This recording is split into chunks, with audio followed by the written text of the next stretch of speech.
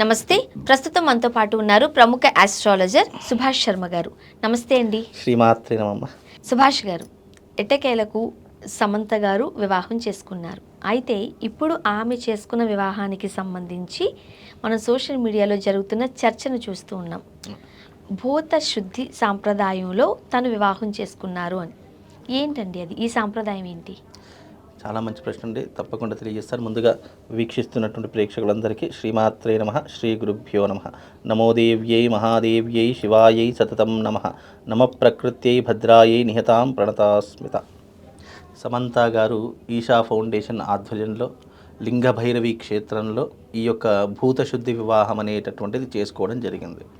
భూతశుద్ధి వివాహం అనేటటువంటిది యోగ శాస్త్రంలో ఉన్నటువంటి ఒక పద్ధతి. ఇప్పుడు మీరు ఈషా ఫౌండేషన్ ఆధ్వర్యంలో చూస్తే టోటల్లీ యోగ శాస్త్ర పద్ధతిలో ఏవైతే పద్ధతులు ఉంటాయో ఆ పద్ధతులను మాత్రమే అనుసరిస్తుంది తప్ప సనాతన సాంప్రదాయానికి యోగ శాస్త్ర పద్ధతికి చాలా భిన్నమైనటువంటి తేడాలు ఉంటూ ఉంటాయి. అంటే అది కూడా హిందూ మత సాంప్రదాయమే. హిందూ మత సాంప్రదాయాల్లో కూడా చాలా భిన్నమైనటువంటి సాంప్రదాయాలు ఉంటాయి. అంతర్గత భాగము అంటారు దీన్ని. అంతర్గత భాగాలు ఇప్పుడు అందరూ పాటించేది సనాతన సాంప్రదాయమే, కానీ తేడాలు అనేటటువంటివి ఆచరించే పద్ధతులు అనేటటువంటి భిన్నంగా కనిపిస్తూ ఉంటాయి. ఇప్పుడు లింగభైరవి క్షేత్రం అనేది ఒక ఆశ్రమము, ఒక ఆలయము, అందులో వివాహం చేసుకోవడం. అక్కడ మీరు లింగభైరవి క్షేత్రంలో చూస్తే కనుక ఆడవాళ్లే పూజారులుగా కనిపిస్తూ ఉంటారు. సమంత గారికి కూడా ఆడవాళ్లే పూజ ఆ యొక్క వివాహ పద్ధతిని అనుసరించడం అనేది కూడా మనకు కనిపిస్తూ ఉంటుంది.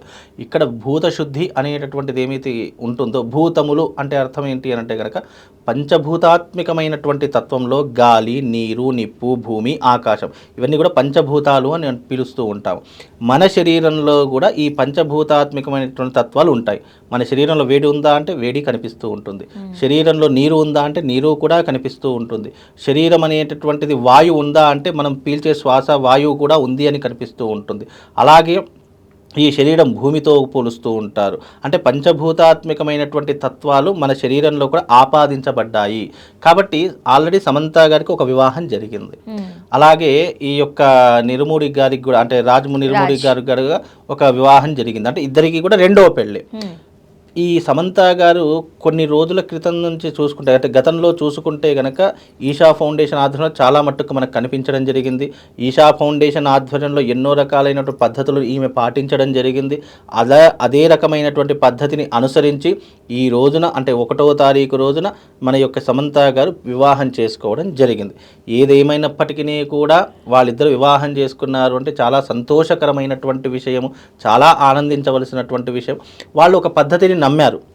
నమ్మి ఆ పద్ధతి ద్వారా ఒక వివాహం చేసుకున్నారు అనేటటువంటిది మనం గుర్తించాలి తప్ప మళ్ళీ దీనికి జాతకాలు ముడిపెట్టి అనవసరంగా దీన్ని క్రిటిసైజ్ చేసి అనవసరంగా దీన్ని ఏదో ఒక కోణంలో తీసుకుని వెళ్ళడం అనేటటువంటిది అయితే అది ఒక అందుకు తప్పుగా భావన చేసుకోవాలి ఎవరైనా సరే. ఎందుకు అని అంటే కనుక వాళ్ళొక పద్ధతిని నమ్మారు, ఇద్దరు ఇష్టపడి చేసుకున్నారు, వాళ్ళ జీవితం కలకాలం హ్యాపీగా ఉండాలని చెప్పి ఆలోచించాలి తప్ప చాలామంది ఈ మధ్యకాలంలో ఏం చేస్తారంటే మళ్ళీ దానికి జాతకాలు ముడిపెట్టి మళ్ళీ వీళ్ళు ఎప్పుడు విడిపోతారు, మళ్ళీ వీళ్ళకి ఎలాంటి పిల్లలు పుడతారు, మళ్ళీ ఎన్ని రోజుల వరకు కలిసి ఉంటారు, వీళ్ళ జీవితం హ్యాపీగా ఉంటుందా ఉండదా, ఈ రకమైనటువంటి క్రిటిసైజ్ చేసేటటువంటి మీడియాలు చాలా మట్టుకు పెరిగిపోయాయండి. అంటే ఇప్పుడు మన సాంప్రదాయంలో సనాతన ధర్మంలో చేసుకునే వివాహానికి భూతశుద్ధి ఈ సాంప్రదాయంలో చేసుకునే వివాహానికి ఏమైనా తేడా ఉందా? 100% ఉంటుంది తేడా. భూతశుద్ధి వివాహం యోగ సాంప్రదాయంలో ఒక పద్ధతి. దాంట్లో మంగళసూత్రం కట్టడం ఉండదు, జీలకర్ర బెల్లం పెట్టడం ఉండదు, వేద మంత్రోచ్చారణ ఉండదు. అదేంటంటే అగ్నితత్వంతో కూడుకున్నటువంటి పెళ్లి. కేవలం అగ్ని సమక్షంలో ఈ యొక్క వివాహం అనేటటువంటి చేసుకుంటూ ఉంటారు. తాళిబొట్టు కూడా కట్టడం ఉండదు. దీంట్లో ఏది ఉండదు. కేవలం పూలదండలు వేసుకొని ఒకరినొకరు ఇష్టపడి చేసుకునేటటువంటి వివాహం. దీన్ని గాంధర్వ వివాహం అని కూడా పిలవవచ్చు. గాంధర్వ వివాహంలో ఇది కూడా ఒక పద్ధతి అని, అంతర్గత పద్ధతి అని కూడా మనం చెప్పుకోవచ్చు. ఎందుకంటే గాంధర్వ వివాహం అనేటటువంటిది ఎలా ఉంటుంది అని అంటే కనుక ఒక వ్యక్తి ఇంకో వ్యక్తిని ఇష్టపడి ప్రేమపూర్వకంగా మనసులు కలిశాయి అంటే మామూలుగా చేతు పట్టుకుంటే పాణిగ్రహణం చేస్తే వివాహం అయిపోయినట్టే. అంటే ఎవరితో సంబంధం, తల్లిదండ్రులతో సంబంధం లేదు, ఎవరితో సంబంధం లేకుండా ఇద్దరు ఒకరినొకరు ఆలోచన చేసుకొని ఏకాభిప్రాయంతో ఒకరినొకరు ఇష్టపడి చేసుకునేదాన్ని గాంధర్వ వివాహము అని అంటూ ఉంటారు. అలాగే వాళ్ళిద్దరూ కూడా, రాజుగారు కూడా సమంత గారు కూడా ఒకరినొకరు ఇష్టపడడం జరిగింది. కొన్ని రోజుల తర్వాత వాళ్ళు వివాహం చేసుకుందామనే ఆలోచన వచ్చింది. అలాగే ఇది కేవలం సాన్నిహితులు, కేవలం ఒక 15 నుండి 20 మంది సన్నిహితుల మధ్య చేసుకున్నటువంటి వివాహంగా పరిగణిస్తూ దీని వివాహం అంటే లింగ భైరవి క్షేత్రంలో వివాహం చేసుకున్నారు. ఈ భూతశుద్ధి వివాహం ఎందుకు చేసుకున్నారు అని అంటే గనక, ఈ పంచభూతాత్మకమైనటువంటి తత్వంలో మన శరీరంలో ఉన్నటువంటి మనస్సు, బుద్ధి అంటే ఆలోచనలు, అలాగే మన శరీరము, ఇవన్నిటినీ కూడా శుద్ధి చేసుకోవడానికి ఈ భూతశుద్ధి వివాహం చేసుకున్నారు అని కూడా చెప్పుకోవచ్చు. ఎందుకంటే ఆల్రెడీ వివాహం జరిగింది, మనస్సు మలినం పడినటువంటి సందర్భాలు ఉంటాయి, శరీరం మలినం పడినటువంటి సందర్భాలు ఉంటాయి, ఆలోచనలు కావచ్చు, వ్యక్తిగతమైనటువంటి మనస్సు కావచ్చు, ఇవన్నిటి నుంచి బయటపడడానికి, ఇవన్నిటినీ కూడా ఇప్పుడు ఒక శరీరాన్ని శుభ్రం చేసుకోవడానికి మనం అనేక రకాలైనటువంటి లేపనాలు రాస్తుంటాము, నీటితో స్నానం చేస్తూ ఉంటాము. ఏ రకంగా శరీరం శుభ్రపరచుకోవడానికి ఇన్ని రకాలైనటువంటి పదార్థాలు వాడతామో, అలాగే మనస్సుని, బుద్ధిని, ఆలోచనలు కూడా శుద్ధి చేసుకోవడానికి భూత శుద్ధి అంటే, భూతము అంటే అర్థం ఏంటి అంటే తత్వాలలో ఉన్నటువంటి ఈ మనస్సుని, ఈ బుద్ధిని, ఆలోచనలను మంత్రము ద్వారా శుద్ధి చేసుకునేటటువంటిది అని అర్థం. ప్రతి ఒక్క దానికి మంత్రం యొక్క పరమార్థం ఏంటంటే మంత్రము ద్వారా లేదా అగ్ని ద్వారా, ఈ రెండిటి ద్వారానే శుద్ధి చేసుకోవడం జరుగుతుంది. ముఖ్యంగా ఈ భూతశుద్ధిని ఎందుకు వాడతామంటే దేవతా ప్రతిష్టలలో, దేవతా ఆలయాల్లో ప్రతిష్టలు చేస్తుంటాం చూసా, అలాంటి సందర్భాల్లో ఇది ఎక్కువగా వాడుతూ ఉంటాము. అలాగే ఇంట్లో ఎవరైనా మరణం సంభవించినప్పుడు శుద్ధి చేయడానికి వాడేటటువంటి భూతశుద్ధి అనేటటువంటిది ఉదక శాంతి రూపంలో భూతశుద్ధిని వాడుతూ ఉంటాము. ఏదైనా మలినం జరిగింది, దాన్ని శుద్ధి చేయాలి అని అంటే కనుక గాలి, నీరు, నిప్పు, భూమి, ఆకాశము ద్వారా, ఈ పంచభూతాత్మకమైనటువంటి మంత్రాల ద్వారా వాటిని శుద్ధి చేస్తాం. అలాగే భూతశుద్ధి వివాహంలో కూడా వాళ్ళ మనస్సును, శరీరాన్ని, ఆలోచనను శుద్ధి చేసుకొని ఇద్దరూ కూడా, ఎందుకంటే ఇద్దరికి రెండో వివాహమే కాబట్టి ఇద్దరూ కూడా శుద్ధి చేసుకొని ఆ యొక్క అగ్ని యొక్క ముఖము ద్వారా అంటే అగ్ని యొక్క తత్వము ద్వారా వాళ్ళిద్దరూ కూడా ఏకమయ్యారు అని మనకు దీంట్లో కనిపిస్తున్నటువంటి విధానం అండి. అంటే సాధారణంగా మన హిందూ సాంప్రదాయంలో మోఢంలో పెళ్లి చెయ్యరు అని చెప్తూ ఉంటారు. ఇప్పుడు అసలు ముహూర్తాలు కూడా లేవు. మరి ఈ టైంలో వీళ్ళ వివాహం జరిగింది, మరి అది కరెక్టే అంటారా? ఇక్కడ మూఢములు అన్నదానికి అర్థం ఏంటంటే, ఇది ఆచార వ్యవహారాదులు, సాంప్రదాయాన్ని బట్టి ఒక్కొక్క ప్రాంతీయంలో ఒక్కొక్క విధానాలు ఉంటూ ఉంటాయండి. ఇది ఈషా ఫౌండేషన్ ఆధ్వర్యంలో జరిగింది. అక్కడ మూఢాలు వర్తించడం లేదు. ఎందుకు అనంటే కనుక, ఇప్పుడు మనం మహారాష్ట్రకు వెళితే కనుక మహారాష్ట్రలో అసలు మూఢాలే లేవు. ధాతే పంచాంగం అనేటువంటి ఒక పంచాంగ సిద్ధాంతం ఉంటుంది. దాంట్లో అసలు ముహూర్తాలే అంటే అసలు దాంట్లో మూఢాలే లేవు. ముహూర్తాలు ఇప్పటికీ కూడా కంటిన్యూషన్ పెళ్లిళ్ళు జరుగుతున్నటువంటి వాతావరణాన్ని మనం చూస్తున్నాము. అంటే మన తెలుగు రాష్ట్రాలలో కనుక చూసుకున్నట్టయితే మూఢాలు, శుక్రమూఢాలు అనేటటువంటి వర్తించడం జరిగింది. ఎప్పుడు ప్రారంభమయ్యాయి అంటే కనుక మనకు నవంబర్ 27వ తారీఖు నుంచి ఫిబ్రవరి 17వ తారీఖు వరకు మూఢాలు నిర్ణయించడం జరిగింది. ఈ మూఢాలలో అనేటువంటి ఎవరికి వర్తిస్తాయి? మన తెలుగు వారికి మాత్రమే వర్తించేటటువంటి ముహూర్తాలు. ఇప్పుడు రాష్ట్రం మారింది, దేశం మారింది, పద్ధతులు మారాయి అంటే కనుక వాళ్ళ వ్యవహార ఆచారాదులను బట్టి వాళ్ళు వివాహం చేసుకున్నారు తప్ప, ఇక్కడ మూఢం వాళ్ళకు ఇప్పుడు ఈషా ఫౌండేషన్లో అది యోగ సూత్రము ద్వారా చేసుకున్నటువంటి వివాహం. దాంట్లో మూఢాలకు కానీ లేదా మంచి రోజులు, చెడ్డ రోజులు అనేటటువంటి తారతమ్య భేదాలు వాళ్ళకు లేవు.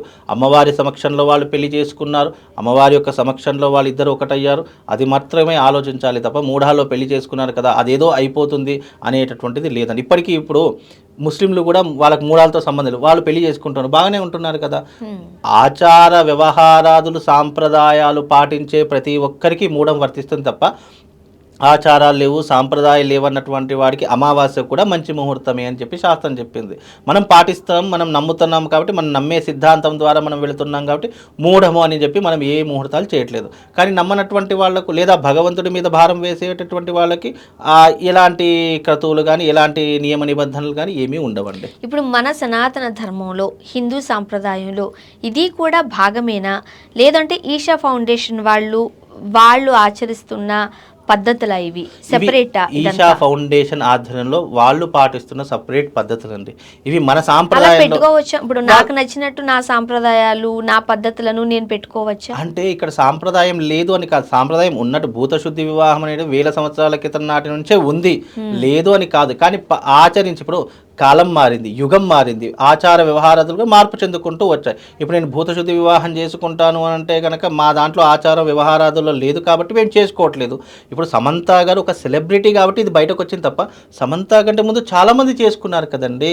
ఇప్పుడు ఈషా ఫౌండేషన్లో భూతశుద్ధి వివాహం ఇదేదో కొత్తగా మనందరికీ కనిపిస్తుంది, కానీ నిజానికి ఆ యొక్క భూతశుద్ధి వివాహం ఎంతో మంది జంటలు ఎంతో మంది ఆచరించి అక్కడ చేసుకున్న వాళ్ళు చాలా మంది ఉన్నారు. అతి పురాతనమైన సాంప్రదాయాలలో భూతశుద్ధి వివాహం కూడా ఒక పద్ధతి. అది దేనిలో? యోగ సూత్ర పద్ధతిలో. యోగ సూత్రము అని అంటే అర్థం ఏంటి?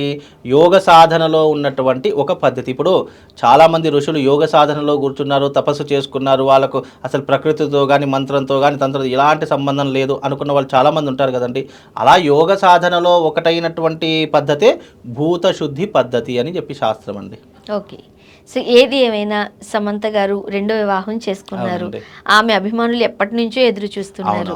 సెట్టకేలకు ఒక ఇంటివారు అయ్యారు కాబట్టి చాలా ఆనందించవలసినటువంటి విషయం, సంతోషంగా ఉండవలసినటువంటి విషయము. దీన్ని అందరూ కూడా ఒక పాజిటివ్గానే తీసుకోవాలి తప్ప నెగిటివ్గా తీసుకొని అనవసరంగా వాళ్ళ యొక్క జీవితం మీద మనకున్నటువంటి అభిప్రాయాన్ని దుమ్మెత్తిపోయడం అనేటటువంటిది కూడా కరెక్ట్ కాదు. అందరికీ ఒకటే విషయం చెప్తున్నా. ఆల్రెడీ నాగ చైతన్య గారు, సమంత గారు లీగల్గా విడాకులు తీసుకున్నారు. ఎవరి జీవితాన్ని వాళ్ళు గడుపుతూ ఉన్నారు. నాగ చైతన్య గారు కూడా, శోభిత గారు కూడా వివాహం చేసేసుకున్నారు. వాళ్ళ జీవితం వాళ్ళు చాలా హ్యాపీగా అనుభవిస్తున్నారు. అలాగే సమంత గారు కూడా దాని నుంచి బయటకు రావడానికి ఇన్ని రోజులు సమయం పట్టింది. ఇక నుంచైనా సమంత గారి యొక్క జీవితం 3 పువ్వులు 6 కాయలుగా ఉండాలి. వాళ్ళ జీవితం చాలా హ్యాపీగా ఉండాలి. వాళ్ళ మధ్యలోకి మనలాంటి వాళ్ళు వెళ్ళి మళ్ళీ జాతకాల పేరుతో, మళ్ళీ మూఢనమ్మకాల పేరుతో అనవసరంగా వాళ్ళని క్రిటిసైజ్ చేయడం అనేటటువంటిది మూర్ఖత్వము.